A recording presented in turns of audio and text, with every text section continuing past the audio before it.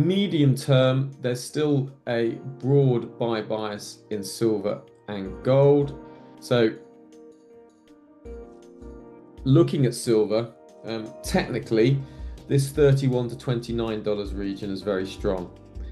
Technically, we've got a bullish piercing line pattern here, two candle pattern with the open of this week's candle on April the 7th, opening below the prior week's close with a heavy sell-off at the end of March.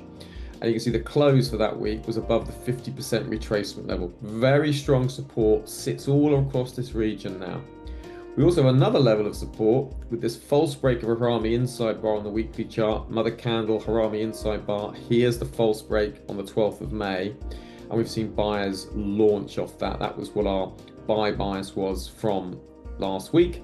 And you can see that that's sort of moving higher in line with expectations. Here we have the mother candle, that 3350 region. Break of that, then we're looking like we're going to be moving higher. Gold silver ratio looks still 99.86. So silver is still cheap relative to gold. So silver buying continues to make sense. Also seasonally, just notice there is a sort of weak period coming up. It's one of the weakest times of the month in June, particularly as we head into the start of June into early July.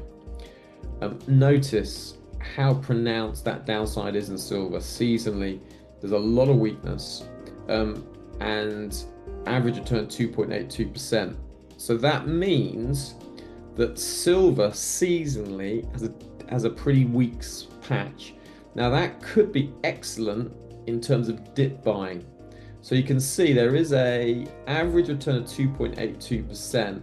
So if we got a drop of sort of 2.82%, that could provide a nice dip buying opportunity.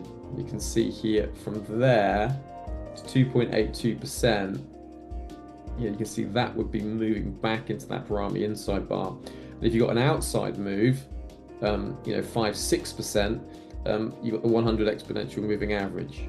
So just to be aware that it could be a natural kind of pullback that's in line with the seasonals, but otherwise the silver buy bias remains in place.